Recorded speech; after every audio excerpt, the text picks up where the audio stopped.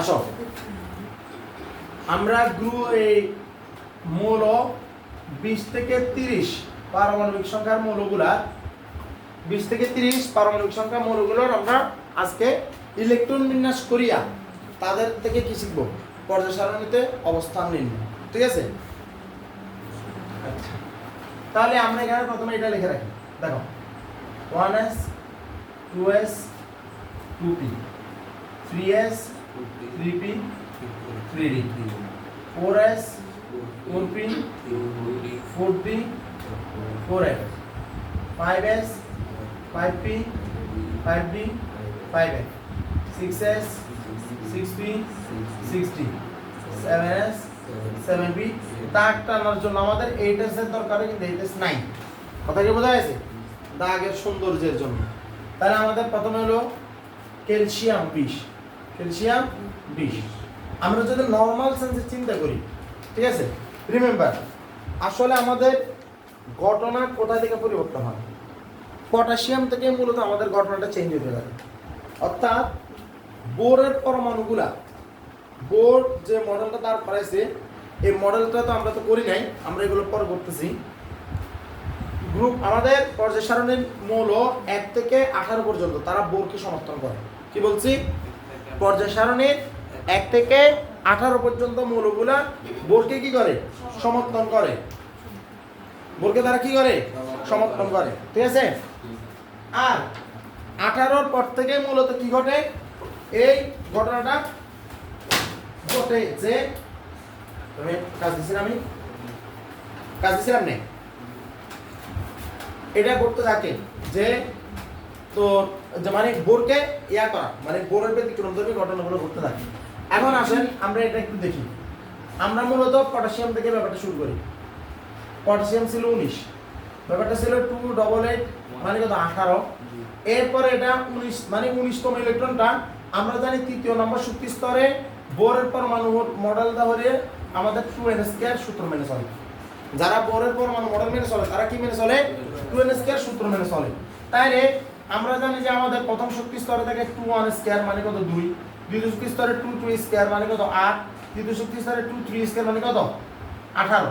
তাইলে দেখা যাচ্ছে যে প্রথম শক্তি স্তরে 2টি ইলেকট্রন গিয়ে সে বোরের কথা মেনে চলছে, দ্বিতীয় শক্তি স্তরে 8টি ইলেকট্রন গিয়ে সেটাও বোরের কথা মেনে চলছে, তৃতীয়তে দেখেন 18টা থাকবে, 8টা গেছে, তাহলে আরো একটা 18টা জায়গা আছে, তাহলে 8টা গেছে, আরেকটা জায়গা আছে না এখানে? আছে কিনা? আরো 10টা যাইতে হবে, তাহলে ওই একটি ইলেকট্রন সেটা কেন 3 নম্বর শক্তি স্তরে যায় নাই? অর্থাৎ এই যেটা হলো সেটা 2881 কেন হলো? এটা তো হওয়ার কথা 289, এটা হওয়ার কথা। এখন এই ব্যাপারটাতে যাই বোরের প্রথম কি হয়েছে? তার সূত্রের সীমাবদ্ধতা পাওয়া গেছে। বোরের সূত্রে কি পাওয়া গেছে? সীমাবদ্ধতা পাওয়া গেছে। সীমাবদ্ধতা মানে বোরের সূত্র এই জায়গাতে যায় সেটা কি হয়েছে? ইউজলেস হয়ে পড়ছে। আর এই ইউজলেসের যে ব্যাপারটা, এটা বিজ্ঞানী আব্বাল প্রথম উনি এবার এই সূত্র দাঁড় করান যে বোরের সূত্র যেখানে কাজ করে না সেখানে আমার সূত্র কি করে? কাজ করে। কথা বোঝা গেছে? তাইলে উনি কিভাবে দেখেছেন? উনি বলছেন যে বোর সাধারণত শক্তি স্তর ধারণা আছে। রিমেম্বার দেখো, আমি তোমাদেরকে পরমাণু মডেলটা আমি পড়াই নাই, কিন্তু পরমাণু মডেলগুলো আমাদের কথার ভিতরে আস্তে আস্তে চলে আসবে। ঠিক আছে, তখন মডেল করতে গেলে ইজি হয়ে যাবে। বোর পরমাণু মডেলে সে শুধু শক্তি স্তর সম্পর্কেই ধারণা দিছে। বোর কি করছেন? শুধু শক্তি স্তর সম্পর্কেই ধারণা দিচ্ছেন, তার ভিতরে উপশক্তি স্তর নিয়ে কোনো ধারণা ছিল না। ব্যাপারটা এরকম যে বোর শুধুমাত্র জানে যে একটা বিল্ডিং এর তে 8টা তলা আছে, ধরো সে জানে যে বিল্ডিং এ 8টা তলা আছে, এই নিচের তলায় স্টেশন দেখতে পারে, দ্বিতীয় তলায় এতজন দেখতে পারে, তৃতীয় তলায় এতজন দেখতে পারে, কিন্তু ভিতরের রুমে কিন্তু কেমনে থাকে এই ব্যাপারটা বোর জানতো না। কিভাবে ওই রুমগুলোতে আবার ভাগা ছিল, ব্যাপারটা এরকম যে মানে ধরো একটা বিল্ডিং এ ধরো অফিসারের মতো যে একটু লোয়ার অফিসার এই রুমে থাকবে, মানে এইসব রুমগুলো থাকবে, একটু বেশি ভালো অফিসারগুলো একটু উপরে থাকবে। তো মানে এই ধরো যে একটা রুমের ভিতরে বা একটা ফ্ল্যাটের ভিতরে যে মানে কিভাবে থাকবে মানুষজন, ওই ব্যাপারটা কিন্তু বড় ধারণা ছিল না। বড় ধারণা ছিল প্রথম তলায় এতজন থাকবে, দ্বিতীয় তলায় এতজন, তৃতীয় তলায় এতজন, ব্যাপারটা এরকম ছিল। তাতে কি ক্লিয়ার? তার মানে বিজ্ঞানী আব্বাল ভিতরের ব্যাপারটা আবিষ্কার করছেন। বাইরের শক্তি স্তরকে দেখাইছে বিজ্ঞানী বোর, আর শক্তি স্তরগুলোর ভিতরে যাই যে আবার শক্তি স্তর আছে যেটার নাম দিয়েছে উপশক্তি স্তর। যেটার নাম কি? উপশক্তি স্তর। ওই ব্যাপারটা আব্বাও দেখাইছেন। কথা কি বোঝা গেছে? তার মানে বোর পরমাণু মডেলের সীমাবদ্ধতা হলো তিনি উপশক্তি স্তর সম্পর্কে ধারণা দিতে পারেন নাই। তাহলে খুব ভালো করে শুন। বোরের মডেল কি, তিনি শক্তি স্তর সম্পর্কে ধারণা দিচ্ছেন। বোর মডেলের সীমাবদ্ধতা কি, উনি উপশক্তি স্তর সম্পর্কে ধারণা দিতে পারেন নাই। কথা কি বোঝা গেছে? তাহলে বোর কি করতে পারছেন? শক্তি স্তর সম্পর্কে ধারণা দিতে পারছেন। বোর কি করতে পারছেন? বোর কি করতে পারছেন? বোর কি করতে পারেন নাই? বোর কি করতে পারেন নাই? শক্তি স্তর ভিতরে যে উপশক্তি স্তর আছে ওই ব্যাপারটা উনি ধারণা করতে পারেন নাই। এখন ব্যাপারটা হলো যে ওনার শক্তি স্তরগুলোর নাম হলো কে, এল, এম, এন। কে হলো কোনটা, ওই যে 2 এটা, এল কোনটা 8 এটা, আর এটা কোনটা 18 এটা, আর এখান থেকে যদি 4 দেওয়া হয় তাহলে কত হবে?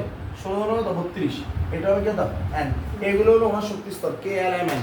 প্রথম শক্তি স্তরে 2টি ইলেকট্রন থাকবে, দ্বিতীয় শক্তি 8টা, তৃতীয় শক্তি স্তরে 18টা, চতুর্থ স্তরে 32। এখন কত হলো ওনার কথাটা শক্তি স্তরের ব্যাপারটা সত্যি, উনি সেটা সত্যি প্রদর্শন মানে দেখাতে পারছেন। কিন্তু ঘটনা হলো যে ভিতরে যে 3 নম্বর শক্তি স্তরে 18টা ইলেকট্রন হয়, কিন্তু 18টা ইলেকট্রন হলেও দেখা যাচ্ছে যে তাৎক্ষণিকভাবে ইলেকট্রন কিন্তু 18টাতে যায় না। কথা বোঝা গেছে? কিছু কিছু ঘটনার পরে যায় 18টা, তাহলে ওই ঘটনাগুলো সম্পর্কে উনি ব্যাখ্যা করতে পারেন না। ঠিক আছে, ওনার কথা কিন্তু সত্যি, কিন্তু কথা হলো যে সবসময় যে ওনার এই ঘটনাটা হয় ব্যাপারটা তা নয়। তাহলে আমরা দেখবো যে এই ব্যাপারগুলোতে এখন কিভাবে আব্বাও কাজ করছেন। তো আব্বাও কি করছেন? আব্বাওয়ে উনি উপশক্তি স্তরের ধারণা দিচ্ছেন। উপশক্তি স্তর কারা? এসপিডিএফ। উপশক্তি স্তর কারা? এসপিডিএফ। যেগুলো মান আমরা জানি, এস মানে 0, এল এর মান 0, পি এর মান কত 1, ডি এর মান কত 2, এফ এর মান কত 3। এই উপশক্তি স্তরগুলো আবার কয়টি ইলেকট্রন থাকবে সেটারও ধারণা দেওয়া হয়েছিল। আমরা এখান থেকে তাহলে শক্তির মান বুঝে যাই। তাহলে আমাদের এখানে পটাশিয়ামের গেলে কত 1s1s। পটাশিয়ামের তাহলে আসেন আমরা 19 ইলেকট্রন থেকে আমরা এবার 19তম ইলেকট্রন থেকে এসপিডিএফ মান শুরু হয়। তাহলে আমরা এখানে এবার 1s2 লিখব। তারপরে শক্তি কোনটা 2s, তারপরে কত 2s2, তারপরে শক্তি স্তরে কি 2p3s, তাহলে 2p6, 3s কত 2, তারপর কত 3p6, তারপর কত 4s। এখন কত হলো 2টি ইলেকট্রন, 8টা ইলেকট্রন, 8টা ইলেকট্রন, আর কয়টা ইলেকট্রন বাকি? একটা ইলেকট্রন।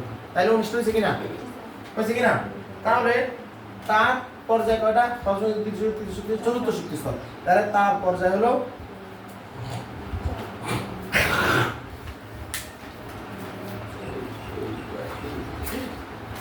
তাহলে তার পর্যায় হলো 4, আর তার গ্রুপ সংখ্যা কত? পর্যায় 4, গ্রুপ হইল 1। এটা হলো পটাশিয়ামের ঘটনা। এবার ক্যালসিয়ামের ক্ষেত্রে কি ঘটে? ক্যালসিয়াম 20। ক্যালসিয়ামের ক্ষেত্রে এই যে পটাশিয়ামের মতো ব্যাপারগুলো ঘটতে থাকবে। পটাশিয়ামের ওই যেভাবে আছে না এভাবে ঘটতে থাকবে, তবে এটা ঘটনা মূলত এই যে 4s আছে না, মানে পটাশিয়ামের আমরা ব্যাপারটা কিভাবে বলতে পারি যে এই যে 3p6 আছে না, এটা পুরোটা করবে আমরা এখানে আলাদা করি। ক্যালসিয়াম 20 হলে তার এখানে 3p6 এর পর 4s1 না, এটা 19 না, এখানে মূলত দুটো এরকম থাকতে পারে না, তাহলে এটা 4s2 হয়ে যাবে। কথা বোঝা গেছে? তাহলে 4s2 হয়ে গেলে এখানে হয়ে যাবে এখন কত 288 তাহলে পর্যায়ে 4 থাকবে, গ্রুপ কত হয়ে যাবে 2 হয়ে যাবে। গ্রুপ কত হবে 2 হয়ে যাবে। বোঝা গেছে? বোঝা গেছে কিনা? এখন আমরা আবার ক্যালসিয়ামের পর গিয়া স্ক্যান্ডিয়াম, এবার গিয়া স্ক্যান্ডিয়াম কত 21, স্ক্যান্ডিয়াম 21 হলে দেখেন 4s2 না, এটা 4s2 মানে কত 20 হয়ে গেছে না। 4s2 এর পরে কিন্তু ইলেকট্রন আবার 3d তে প্রবেশ করে, আবার কোথায় আসে 3d তে আসে। তাহলে 4s2 এর পরে এটা 3d1 হয়। এটা কি হয় 3d1 হয়। তাহলে এটাকে কিভাবে সাজায় লেখে দেখেন 1s2, 2s2, 2p6, 3s2, 3p6, 4s2, এবার 3d1 আর 4s কত 2। কথা কি ক্লিয়ার? এখন থেকে গিয়ে আমাদের মূলত 3 নাম্বার রুল কাজ করা শুরু করবে। পর্যায় সারণীতে অবস্থান নির্ণয়ের যে 3টা সূত্র আছে, 3 নাম্বার রুল এখন থেকে কি করবে? কাজ করবে। কেন? কারণ আমাদের রুলটা কি ছিল? প্রথম রুল ছিল যে ইলেকট্রন সর্বশেষ যেখানে প্রবেশ করবে, যে শক্তি স্তর প্রবেশ করবে তার ইলেকট্রন সংখ্যা তত, তার পর্যায় সংখ্যা তত। তো আমাদের সর্বশেষ আমরা দেখলাম যে 3d1 আছে, গেছে না?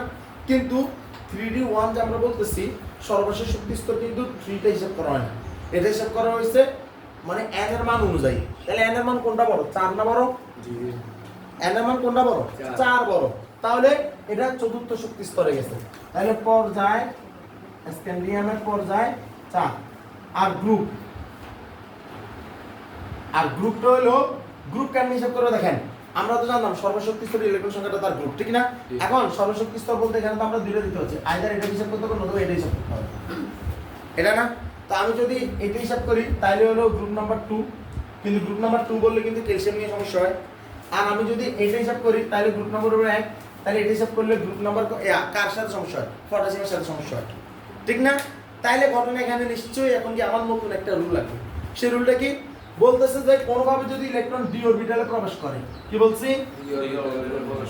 কোনোভাবে যদি ইলেকট্রন ডি অরবিটালে প্রবেশ করে, সেই ডি অরবিটালে প্রবেশের পূর্বে সেটা যে এস বা পি অরবিটালে যাবে তার সাথে যোগ হয়ে গ্রুপ সংখ্যা নির্ধারণ করতে হবে। কি বলছি? এই ডি অরবিটালে প্রবেশের পূর্বে যে এস বা পি অরবিটালে যাবে ওই অরবিটালের সংখ্যার সাথে যোগ করিয়ে কি করতে হবে? গ্রুপ সংখ্যা নির্ধারণ করতে হবে। তাইলে আসেন, এই যে D1 A1টা এই D তে যাওয়ার পূর্বে কোথায় গেছিল? 4s2 তে। D তে যাওয়ার পূর্বে কোথায় গেছিল? 4s2 তে। তাহলে A1 এর সাথে A2 এটা কি হবে এখন? যোগ হবে। যোগ হলে 2 একে কত হবে? 3। তাহলে এটা গ্রুপ নাম্বার 3। বুঝা গেছে? বুঝা গেছে না? এবার আইয়েন স্ক্যান্ডিয়ামের পরে গিয়া, স্ক্যান্ডিয়ামের পরে গিয়া টাইটানিয়াম না? টাইটানিয়াম না 22 না? জি। 22 হলে এবার এখানে কি হবে দেখেন, 4s2 তো জানা আছে জানেন, এবার 3d2 হবে। 3d কত? 3d কি এরকম থাকে ইলেকট্রন? d তে 10টা ইলেকট্রন হয়। কয়টা ইলেকট্রন? 10টা। তাহলে এই জায়গাতে এখন 4s2 আর এটা কত? 3d2 হবে। এখন কত হবে? 3d2 হবে। এখন দেখেন পর্যায় কিন্তু 4 4ই থাকবে, কারণ এখান থেকে সবচেয়ে বড় মানটা কত? 4 না? n এর মানটা। আর উপশক্তি স্তর কি ডি তে অরবিটালে প্রবেশ করছে, এই ডি এর জন্য আমরা রুল 6 এর কিছুক্ষণ আগে বলছি না, ডি তে যা প্রবেশ করবে তার পূর্বে যেখানে প্রবেশ করছে ওটার সাথে যোগ হবে। তাহলে ওর পূর্বে কোথায় প্রবেশ করছে? আছে না? তাহলে s2 এর সাথে এটা কি হবে? যোগ হবে না? 2 এর সাথে 2 যোগ হবে না? জি। 2 এর সাথে 2 যোগ হলে কত হবে? 4। কত হবে? 4। এরপরে গিয়া স্কেলিমার পর বেরিয়াম হবে, তারপরে জি স্কেলিমার পর গিয়া না ঠিক আছে টাইটানিয়াম, তারপর হলো বেরিয়াম। বেরিয়াম হলো শুধু বি না? বেরিয়াম শুধু বি না রে? জি শুধু বেরিয়াম হলো কত এখন? 23।